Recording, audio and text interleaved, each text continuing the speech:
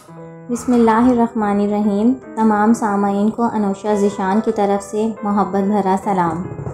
آج کا واقعہ ہے یزید کی عبرتناک موت کیسے ہوئی اور یزید نے نواسہ رسول کو قتل کروا دیا۔ وہ یہ سوچتا تھا کہ ظلم سے عرب کے سارے لوگ میری بیعت کریں گے، میرے سامنے جھکیں گے، کوئی بھی میرے سامنے حسین رضی اللہ تعالیٰ عنہ کے بعد سر نہیں اٹھائے گا۔ لیکن جب رسول اللہ کی بیٹیاں قید ہو کر کوفے اور شام کے بازاروں سے گزری تو ان کے خطبے سنتے سنتے لوگوں کے مردہ ضمیر جاگنے لگے۔ ہر کوئی یہی سوچنے لگا کہ اسلام اللہ کا دین ہے اور رسول اللہ اللہ کے رسول ہیں، اور یہ خاندان اللہ کا محبوب ترین خاندان ہے۔ جس نے اس پر ظلم کیا، جس نے ان پہ یہ ظلم کیا، اس کو بادشاہ کہنا سب سے بڑا گناہ ہوگا۔ اور یوں مدینے والوں نے یزید کے بیعت سے انکار کر دیا۔ یزید نے مدینے پر حملہ کیا۔ تاریخ میں لکھا ہے کہ 3 دن تک یزید کی فوج مسجد نبوی میں اپنے گھوڑوں کو باندھ کر صحابہ نابوس کے ساتھ بے حرمتی کرتے رہے، اور یوں مکے سے بھی یزید کے خلاف بغاوت بڑھنے لگی۔ پھر یزید نے خانہ کعبہ پر حملہ کیا اور خانہ کعبہ کو آگ لگا دی، نعوذ باللہ۔ اس واقعے کو واقعہ ہیرا کے نام سے آج بھی یاد کیا جاتا ہے۔ ہر کوئی یزید پر لعنت کرتا ہے، لیکن یزید کسی کو بھی اپنے خلاف دیکھتا تو اس کا سر قلم کروا دیتا، لیکن اللہ کی عدالت انصاف کرتی ہے۔ واقعہ کربلا کے کچھ ہی دنوں کے بعد ایک ہلاکت خیز اور انتہائی موذی مرض میں مبتلا ہو گیا۔ پیٹ کے درد اور آنتوں کے زخموں کی تکلیف سے مائع بیاب، یعنی جس طرح مچھلی پانی کے بغیر تڑپتی ہے، اسی طرح تڑپتا رہتا۔ اس کی آنتیں جلنے لگی تھیں۔ وہاں کے حکیم پریشان ہونے لگے تھے کہ یہ کیسی بدترین بیماری ہے کہ تمہارا پیٹ اندر سے جل رہا ہے۔ یزید کو ایسی پیاس لگتی تھی کہ وہ پانی کے لیے ترستا تھا، لیکن جب وہ پانی پیتا تھا تو وہی پانی اس کے پیٹ کو جلاتا رہتا تھا اور وہ اپنا سر پیٹتا رہتا تھا۔ اس کے محل کے لوگ یزید کی اس حالت کو دیکھ کر یہی کہتے تھے کہ یہ عذاب ابن علی کو پیاسا رکھنے کی بدولت ہے۔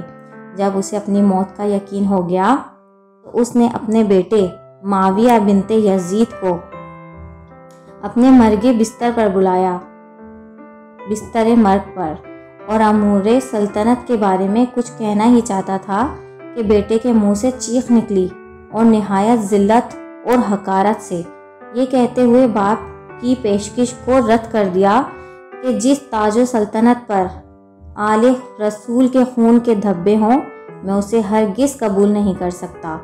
خدا اس مہنوس سلطنت کی وراثت سے ہمیشہ محروم رکھے جس کی بنیاد نواسہ رسول کے خون پر رکھی گئی ہے۔ یزید اپنے بیٹے کے منہ سے یہ الفاظ سن کر تڑپ گیا اور شدت رنج کے عالم میں اپنے بستر پر پاؤں رکھنے لگا۔ موت سے کچھ دن پہلے اس کے پیٹ کی آنتیں سڑ گئیں اور اس میں کیڑے پڑ گئے۔ اس لعنتی یزید سے اتنی گندی بدبو آتی تھی کہ کوئی بھی اس کے پاس نہیں جاتا تھا۔ اسے بہت قیمتی اور نجاست کے قسم کے عطر بھی لگائے جاتے، لیکن پھر بھی اس کی بدبو نہیں جاتی تھی۔ اگر کوئی حکیم بھی اس کے پاس جاتا تو وہ بھی ناک اور منہ لپیٹ کر آتا۔ اس کا پیٹ کیڑوں کی غذا بنتا جا رہا تھا۔ تکلیف کی شدت سے چیختا تھا۔ پانی کا قطرہ حلق سے نیچے اترتے ہی آنتوں کی طرف چھپتا تھا۔ عجیب قہر الہی کی مار تھی۔ پانی کے بغیر بھی تڑپتا تھا اور پانی پی کر بھی چیختا تھا۔ ان دنوں عرب کی بدترین نشے کو یزید کے سامنے پیش کیا جاتا تھا تاکہ یزید نشے میں رہے اور اسے یہ تکلیف اور درد محسوس نہ ہو، وہ پیاس کے لیے تڑپے نہ۔ ایک دن وہ اسی نشے کی حالت میں اپنے سپاہیوں سے پوچھنے لگا، میرا وہ بندر کہاں ہے جو میرے ساتھ رہتا تھا؟ لوگوں نے کہا شاید جنگل کی طرف نکلا ہے۔ وہ اپنے گھوڑے پر بیٹھ کر جیسے ہی باہر نکلا تو گھوڑے نے نواسہ رسول کے قاتل کو اپنی پیٹھ سے گرا دیا اور یزید کا پاؤں گھوڑے کی رکاب میں پھنس گیا اور وہ گھوڑا دوڑتا رہا اور یزید زمین پر گرتے گرتے اس کا سر ایک پتھر سے رگڑتے اس کا سر ایک پتھر سے جا ٹکرایا، مگر وہ گھوڑا نہ رکا۔ اس کا پورا جسم ٹکڑے ٹکڑے ہونے لگا۔ چند روز تک اس کی لاش چیل کووں کی دعوت میں رہی۔ پھر اس کے سپاہی ڈھونڈتے ہوئے وہاں پہنچے۔ اس کی لاش میں اتنی ہولناک بدبو تھی کہ قریب جانا مشکل تھا۔ ایک گھڑا کھود کر اس کی سڑی ہوئی لاش کو دفن کر دیا گیا۔ یزید کی قبر شام کی کسی گندگی کے ڈھیر کے نیچے دبی ہوئی ہے اور لوگ اس لعنتی یزید کی قبر کو دیکھ کر لعنت کرتے ہیں۔ امام علی علیہ السلام نے فرمایا کہ کافر کی حکومت تو قائم ہو سکتی ہے لیکن ظلم کی حکومت نہیں چل سکتی۔ یزید نشان عبرت بن گیا۔ اس زمین پر جو بھی ظلم کرے گا اللہ اس کا نام تک ختم کر دے گا اور آنے والی نسلوں کے لیے اسے عبرت کا نشان بنا دے گا۔